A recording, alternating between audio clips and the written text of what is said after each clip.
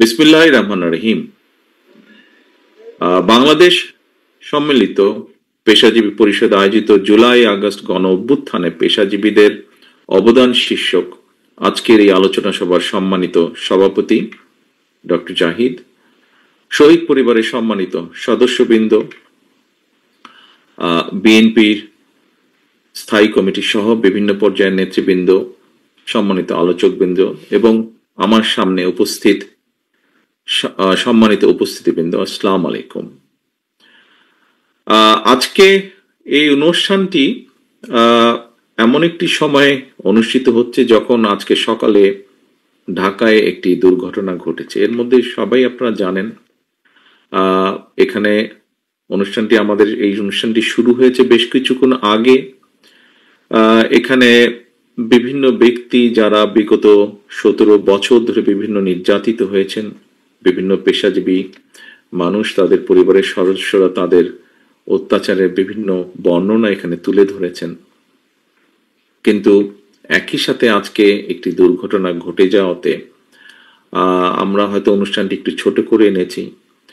এরই ভিতরে আমি আপনাদের সামনে বলেছি মাত্র কিছুক্ষণ আগে, এরই ভিতরে আপনাদের সাথে এই অনুষ্ঠানে থাকাকালীন অবস্থায় আমি আমার বিভিন্ন নেতৃবৃন্দের সাথে কথা বলছিলাম। আমাদের বিভিন্ন অঙ্গ সহযোগী সংগঠনের নেতৃবৃন্দকে দায়িত্ব দেওয়া হয়েছে, উত্তরায় যারা আছে কেন্দ্রীয় নেতৃবৃন্দকে যাদেরকে দায়িত্ব দেওয়া হয়েছে বিভিন্নভাবে সহযোগিতা করার জন্য। আমাদের দলের ড্যাব সহ বিভিন্ন চিকিৎসকবৃন্দ যারা আছেন তারা এর মধ্যে কাজ করছেন। বিশেষ করে বার্ন ইউনিটে যারা কাজ করেন তারা গিয়েছেন সেখানে কাজ করতে।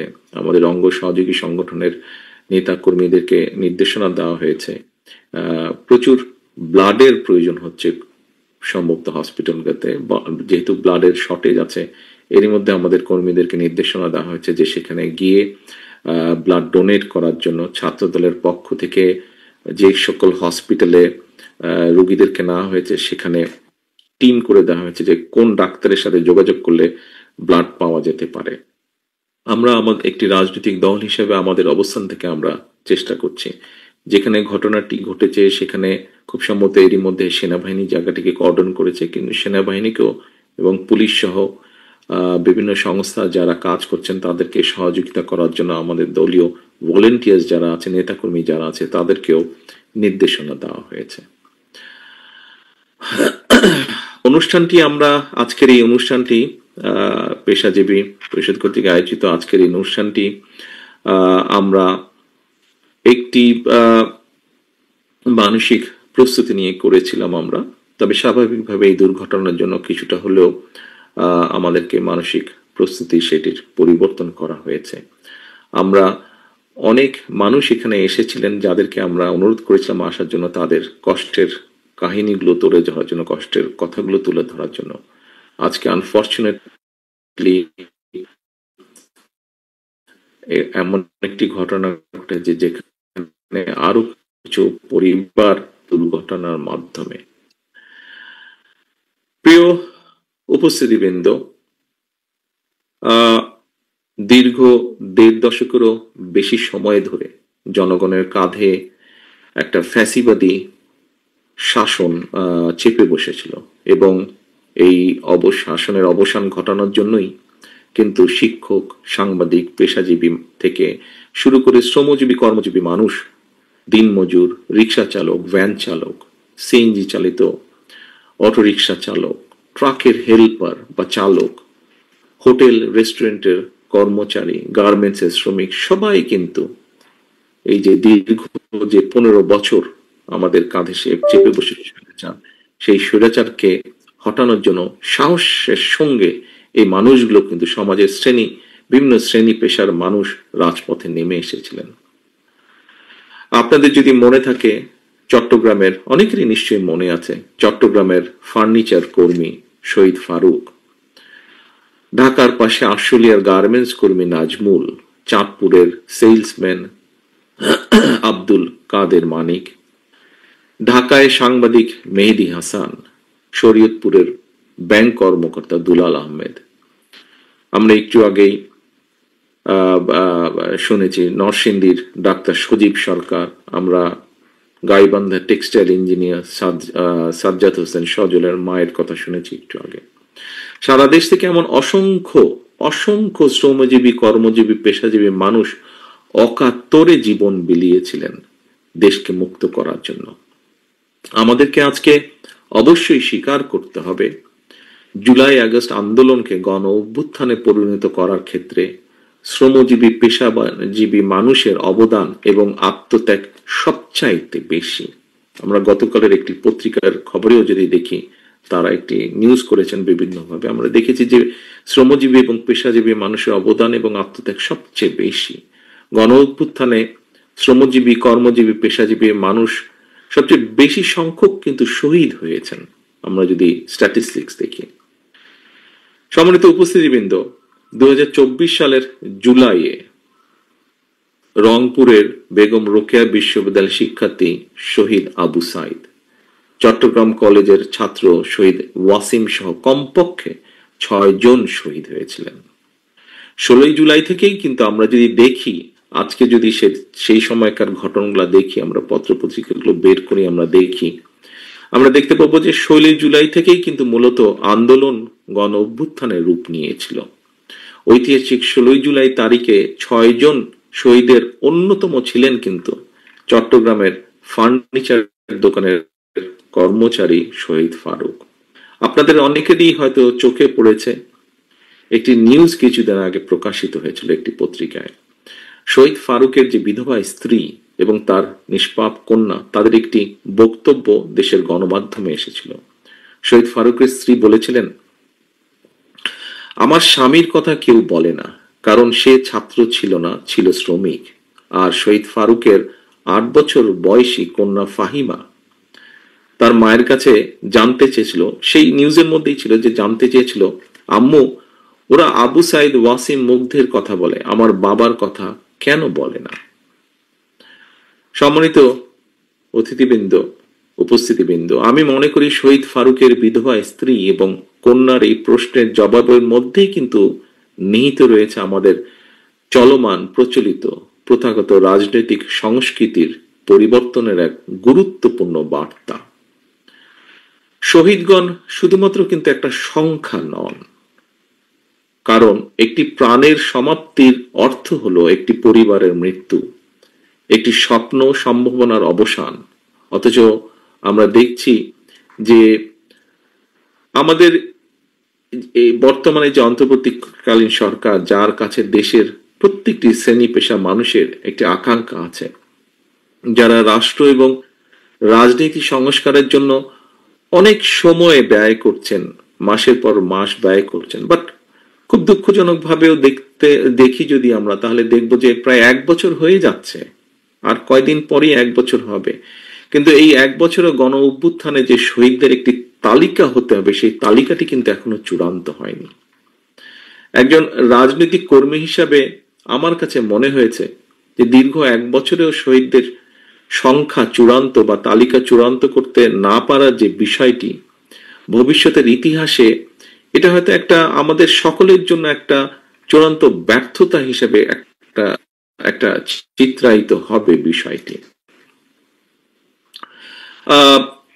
দুঃখজনক ভাবেও যদি আমরা দেখি, খুব দুঃখজনক একটি বিষয় যদি আমরা খেয়াল করি, যে গণ অভ্যুত্থানের কৃতিত্বকে কক্ষিগত করার জন্য আমরা অনেককেই দেখি খুব তৎপর, বিভিন্নভাবে তৎপর। মানে শহীদদের তালিকা তৈরি করার ক্ষেত্রে যদি এই তৎপরতাটা থাকতো, তাহলে হয়তো নিশ্চয়ই আমরা এতদিনের শহীদদের একটা চূড়ান্ত তালিকা তৈরি করতে পারতাম। আমি আমার দলের পক্ষ থেকে একজন রাজনৈতিক কর্মী হিসাবে অন্তর্বর্তীকালীন সরকারের দৃষ্টি আকর্ষণ করে বলবো, সরকার এর পরিচালনায় যে গৃহীত যে কার্যক্রম পরিচালনা হচ্ছে, এক্ষেত্রে বোধহয় প্রায়োরিটি ইস্যু কতগুলো থাকা উচিত, অগ্রাধিকার কতগুলো ইস্যু বোধহয় থাকা উচিত। কারণ রাষ্ট্র মেরামতের লক্ষ্যে সরকারের বিভিন্ন তালিকায় নিয়মিত যদি নতুন ইস্যু যুক্ত হলে বিভিন্ন রকম সমস্যাও দেখা দিতে পারে। আমাদেরকে একটা জায়গায় প্রায়োরিটি অনুযায়ী থাকতে হবে। আমরা যদি খুব ভালো করে খেয়াল করে দেখি যে শিক্ষা সংস্কারের অনেকগুলো বিষয়ের মধ্যে শিক্ষা সংস্কারের বিষয়ে কিন্তু সরকারের দৃষ্টিভঙ্গি কিছুটা হলেও জনগণকে বিস্মিত করেছে। গণমাধ্যম যদি আমরা দেখি যে গণমাধ্যমে প্রকাশিত যে রিপোর্ট, সেখানে বলেছে যে প্রাথমিক থেকে উচ্চ শিক্ষা পর্যন্ত শিক্ষাক্ষেত্রের কোন স্তরেই কিন্তু গণ অভ্যুত্থানের 1 বছর পরেও স্বাভাবিক একাডেমিক পরিবেশ কিন্তু ফেরানো সম্ভব হয়নি। আমাদের ক্যাম্পাসগুলোকে যদি আমরা অন্ধকারে রেখে পুঁথিগত সংস্কার দিয়ে যদি আলোকিত বাংলাদেশ গড়বো, এটা যদি চিন্তা করি, সেটা গড়া সম্ভব কিনা, আজকের সম্মানিত উপস্থিতিবৃন্দ সকলের কাছে এই প্রশ্নটি, এই জিজ্ঞাসাটি আমি রাখতে চাই। উপস্থিত সম্মানিত পেশাজীবী ভাই বোনেরা, আমরা দেখেছি কয়েকটা রাজনৈতিক দল হঠাৎ করে এই দেশে পিআর বা সংখ্যানুপাতিক নির্বাচনী দাবি করছেন বা দাবিতে সোচ্চার হয়েছেন। বাংলাদেশে সংখ্যানুপাতিক নির্বাচনী যে ব্যবস্থা প্রবর্তনের অর্থ কিন্তু রাষ্ট্র এবং রাজনীতিতে বিচ্ছিন্নতাবাদ, ফ্যাসিবাদ, চরমপন্থার বিকাশের পথ সুগম করে দেওয়া। সংখ্যানুপাতিক যে নির্বাচনী ব্যবস্থা, এটা কিন্তু বিভ্রান্তিমূলক সমাজ সৃষ্টি এবং সরকার অস্থিতিশীলতার কারণ হয়ে উঠতে পারে বা উঠবে। বাংলাদেশের প্রেক্ষাপটে দেশের স্বাধীনতা, সার্বভৌমত্ব হুমকির সম্মুখীন হয়ে পড়বে। দেশের জনগণের সুদৃঢ় ঐক্য চাইলে কোনোভাবেই আমরা মনে করি সংখ্যানুপাতিক নির্বাচনী ব্যবস্থা চালু হওয়া উচিত না। এই ধরনের দাবি উত্থাপনের বিষয়টিকে কোন দল গণতান্ত্রিক অধিকার হিসাবে দেখলেও, বিবেচনা করলেও দেশ এবং জনগণের সাথে বিএনপি বাংলাদেশকে সংখ্যানুপাতিক যে পিআর সিস্টেম, এই নির্বাচনী ব্যবস্থার জন্য উপযোগী নয় বলেই আমরা মনে করি। কারণ আমরা যদি একটু দেখি ভালো করে, 2024 সালে গণ অভ্যুত্থানের আরো একবার কিন্তু প্রমাণিত হয়েছে, এই যে গণ অভ্যুত্থান হয়েছে, এই গণ অভ্যুত্থান নিজেই কিন্তু একটি বিষয় প্রমাণ করে। সেটা হলো দেশকে যদি তাবেদার মুক্ত রাখতে হয়, ফ্যাসিবাদ মুক্ত রাখতে হয়, তাহলে জনগণের ঐক্যই হচ্ছে সবচাইতে বেশি জরুরি। সম্মানিত উপস্থিতিবৃন্দ, আপনারা রাজনৈতিক, অর্থনৈতিক, সামাজিক, সাংস্কৃতিক সব দিক থেকে সমাজের সবচেয়ে সচেতন অংশ। সংবিধিবদ্ধ বিধিবিধান আর আইন কানুন দিয়ে ফ্যাসিবাদকে আর অথবা স্বৈরাচারকে কিন্তু রোধ করা যায় না। আইন কানুন না মানার কারণেই কিন্তু কেউ কেউ ফ্যাসিস্ট কিংবা অটোক্রেট হয়ে উঠতে পারে। রাষ্ট্র ঠেকাতে চাইলে জনগণকে রাজনৈতিক এবং অর্থনৈতিক ভাবে, যা বিভিন্ন সময় আমি বলেছি, জনগণকে যে কোনো মূল্যে রাজনৈতিক ভাবে এবং অর্থনৈতিক ভাবে শক্তিশালী হিসেবে গড়ে তুলতে হবে। রাষ্ট্রে জনগণের সকল প্রকার গণতান্ত্রিক রাজনৈতিক অধিকারের চর্চা এবং প্রয়োগের সুযোগ নিশ্চিত করতে হবে। জনগণ যদি ক্ষমতাবান থাকে, জনগণের রাজনৈতিক অধিকার প্রয়োগের সুযোগ জারি থাকে, ফ্যাসিবাদ কিংবা স্বৈরাচার ঠেকানোর জন্য জনগণের ঐক্যবদ্ধ শক্তিই যথেষ্ট। জনগণের ঐক্যবদ্ধ শক্তিই যথেষ্ট। রাষ্ট্র পরিচালনায় জনগণের ইচ্ছা এবং শক্তি কার্যকরভাবে প্রতিষ্ঠিত করার জন্য কিন্তু বিএনপি বারবার জনগণের সরাসরি ভোটে নির্বাচিত প্রতিনিধিদের কাছে, জনগণের কাছে দায়বদ্ধ জবাবদিহিমূলক গণতান্ত্রিক সরকার প্রতিষ্ঠার দাবি সেই প্রথম থেকে বিএনপি জানিয়ে আসছে।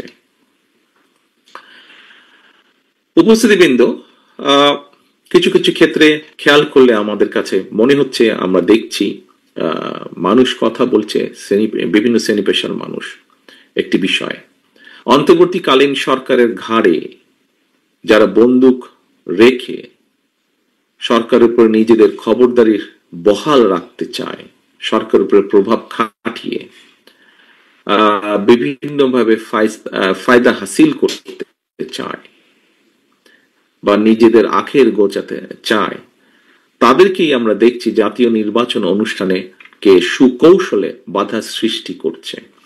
এটি এখন কথাটি আস্তে আস্তে বিভিন্ন জায়গা থেকে সামনে আসছে কথাটা। সম্মানিত নাগরিকবৃন্দ, গণ অভ্যুত্থানের কৃতিত্ব কিন্তু কোনো একক গোষ্ঠী বা দলের নয়।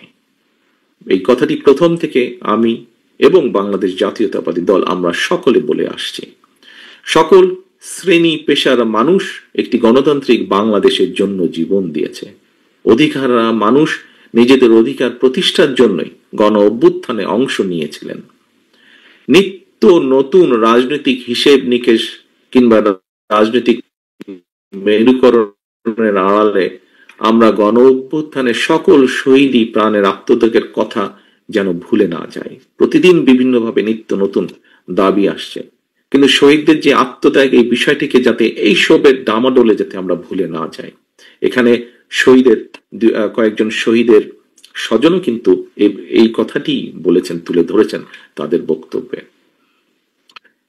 পরিস্থিতির সুযোগ নিয়ে যারা জনগণের অধিকার প্রতিষ্ঠার পরিবর্তে রাষ্ট্র এবং সরকারে নিজেদের প্রভাব বজায় রাখার জন্য নানা রকমের অপকৌশল করছেন, তাদের প্রতি আমার দলীয় অবস্থান থেকে, আমার দলের পক্ষ থেকে বিনীতভাবে আহ্বান করব আমি, দয়া করে শহীদদের রক্তের সঙ্গে আপনারা বেঈমানি করবেন না। সম্মানিত অতিথিবৃন্দ, শাসক পাল্টেছে, কিন্তু শাসনের চরিত্র বোধহয় পাল্টেনি। জনগণের এমন একটা ধারণা যদি সৃষ্টি হয়, তা হবে কিন্তু গণতন্ত্রকে প্রাতিষ্ঠানিক রূপ দেওয়ার ক্ষেত্রে একটি বিশাল বড় সংকট হবে সেটা, যদি জনগণের মধ্যে এরকম কোনো ধারণা হয়। এজন্যই কিন্তু বারবার বলতে চাই, নিজের জীবন দিয়ে যেসব বীর সন্তানেরা দেশকে ফ্যাসিবাদ মুক্ত করেছেন, এবার সেই সব শহীদদের প্রতি আমাদের ঋণ পরিশোধের পালা।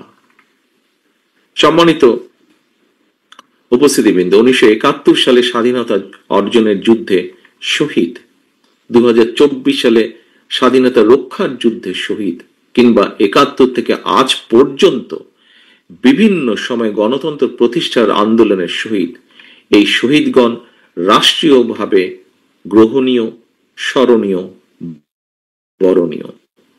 গণ অভ্যুত্থানের সকল শহীদদের প্রতি আমাদের অতল শ্রদ্ধা, শহীদ পরিবারের সদস্যদের প্রতি গভীর ভালোবাসা। সম্মানিত অতিথিবৃন্দ, উপস্থিতিবৃন্দ, জনগণের রায় বিএনপি রাষ্ট্র পরিচালনার সুযোগ পেলে বিভিন্ন রাষ্ট্রীয় স্থাপনা এবং প্রতিষ্ঠানের নামকরণ শহীদদের নামে করার পরিকল্পনা আমাদের রয়েছে। পরিশেষে একটি সুন্দর এবং মেহনতি মহতি অনুষ্ঠানের আয়োজন করেছেন যারা, তাদের সকলকে আন্তরিকভাবে ধন্যবাদ জানিয়ে এবং এই অনুষ্ঠানে উপস্থিত শহীদ পরিবারের সদস্যদেরকে আরো একবার আন্তরিক সম্মান এবং ধন্যবাদ জানিয়ে এবং শহীদদের আত্মার মাগফিরাত কামনা করে আজ উত্তরার দুর্ঘটনার কারণে যারা নিহত হয়েছেন, একই সাথে যারা নিহত হয়েছেন তাদের আত্মার মাগফিরাত কামনা করে এবং যারা বিভিন্নভাবে ইনজিওর্ড হয়েছেন সেই মানুষগুলোর সুস্থতা কামনা করে আমার বক্তব্য শেষ করছি। আল্লাহ হাফেজ। বাংলাদেশ জিন্দাবাদ।